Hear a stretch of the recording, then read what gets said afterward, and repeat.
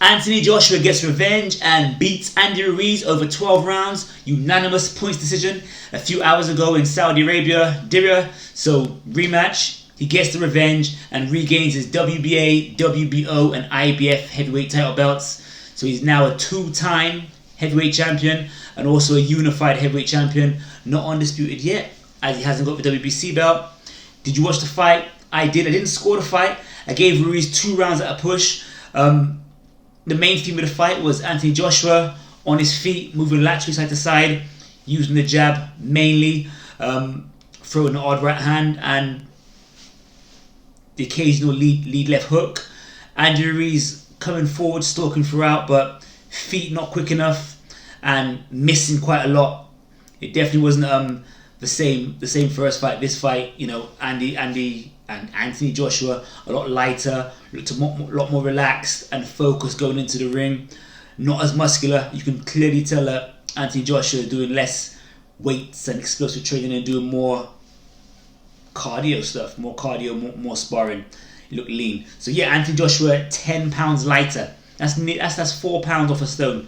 On the flip side, Andy Ruiz doesn't have fast feet, or not as fast as AJ, but he came in 15 pounds heavier, so that's 1 stone and 1 pound, and he wasn't really able to keep up. He stalked all the way through, but he missed a lot of shots, and Joshua's main defense was just literally just moving backwards, side to side. So if we're looking at the fight from an entertainment point of view, it wasn't that entertaining, but if we're looking at it from a tactical, strategical point of view, Anthony Joshua did what he's meant to do to win a fight. He fought how a tall man should. He made Ruiz run onto shots. He used his jab. Not much head movement from Anthony Joshua, but didn't need it. His foot movement was good enough. And Andy Ruiz couldn't trap him on the ropes enough. I gave Ruiz 2 rounds. I think it might be maybe the second round, because Anthony Joshua cut Ruiz in the first round with a straight right hand behind the jab. And that clearly bothered Andy Ruiz. And I think I might have gave Ruiz the 8th round. To be honest, there were times in the fight where even though Anthony Joshua was moving backwards and whatnot, he did look a little bit like nervous, and whenever he got into a clinch, it looked a bit difficult for him. So he'd get into a clinch with Andy Ruiz at times, and because Andy Ruiz is a fast counter puncher, if there was a gap in the clinch where he hadn't fully clinched into his chest, then Ruiz would throw a punch, and AJ would look a little bit out of place, but didn't happen too much.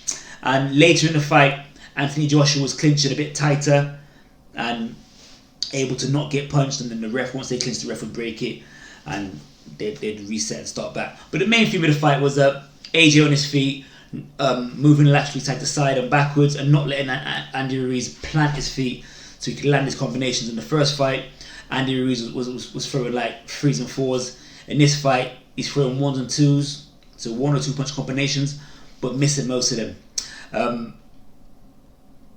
So he's now got his belts back.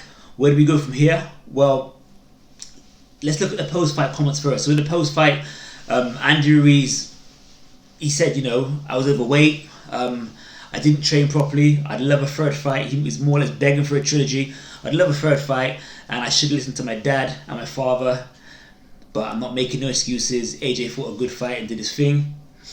When questioned about his weight, he said he was really slim, or he slimmed down at some point in training camp, and he then put the weight back on. So I think he was sort of alluding to the fact that maybe he slimmed down, felt weak, didn't listen to his coaches. This is my sort of analogy, my sort of interpretation now. Didn't listen to his coaches because he felt weak and put the weight back on.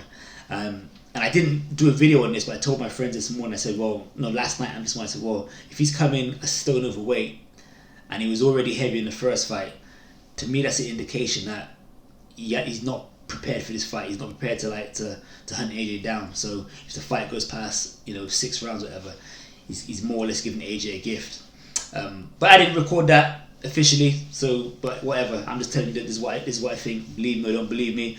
AJ in the post fight, what he said was there was a big thing about his weight. He was being asked about his weight quite a lot, and he just said that they had sparring partners that replicate Andy, and by replicating Andy, he would then go on how he feels, and how he feels energy wise, that's where he would be weight wise. So he was sort of said that if he's fighting for a Pulev, he might get different sparring partners in, and they'd work out how he feels sparring those guys, and they'd come in at that weight. So what he's sort of saying is that the weight is the weight is flexible, but it won't be any lighter than what he came in. He came in at 16 stone 13, so that's 2 pounds under 17 stone. I asked about Fury and Wilder. Joshua dismissed it. He just said, "Well, I don't think they know what they want to do. So once they fight and they determine who's the winner, if they want me, we're here." But I kind of get the feel that from now on he's not going to be calling out Wilder and Fury. He's more going to be saying, "Well, I've called him out in the past, didn't work. I'm just going to focus on my next opponent."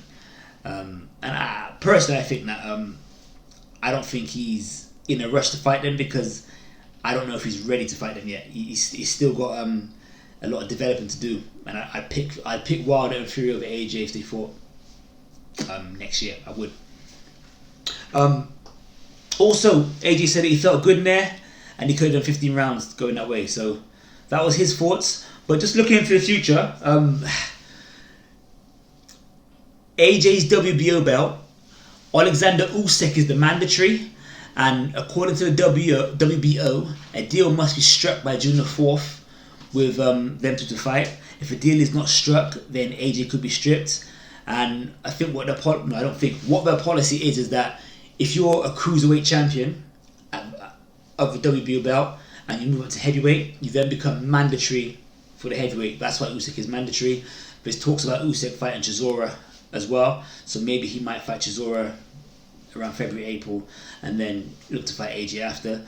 Also with the IBF belt, Pulev, who had meant to fight about a year and a half ago, Pulev is also the mandatory for the IBF, and it's a similar situation.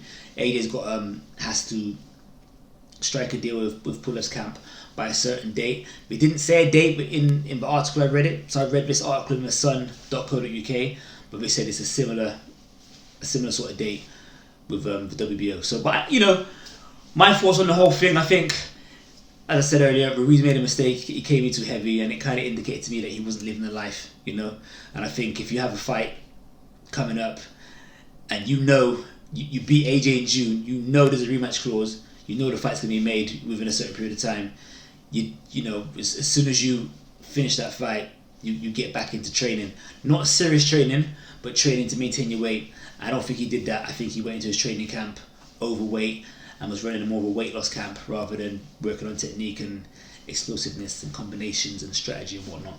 That's my personal opinion. As for AJ, I think it was a boring fight, but he fought the right strategy to beat Andy Ruiz. You can definitely still see he's still a fighter who needs a little bit more fine-tuning developing. You have to give him credit because he got knocked out in his last fight 6 months ago by Andy Ruiz. He got beat pretty bad. So to take on the same fighter and beat him in a rematch, and to be able to see that through and not have any flashbacks and didn't get knocked down once, you got to give him credit for that. I would like to maybe see more feints from him in the fight, more double jabs. I still think he could have jabbed more and made Spiteful and made Ruiz run into more shots, but still taking on into consideration that he lost previously, he did a good job and he made Ruiz miss a lot, and AJ got minimally rocked a few times, but nothing gargantuan, nothing that'd make you think, oh my gosh, the fight's over.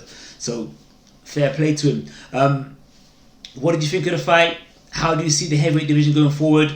Who have you got as your 1 and 2? I've got Wilder Fury joint number 1, AJ number 3. I'd probably have Ruiz 4th, but Ruiz would have to fight off people like Dillian White and Usyk to prove he is 4th. I'd have him as 4th right now, and that's how I see it. How do you see it? This is MSLB. Mark Sterling loves boxing.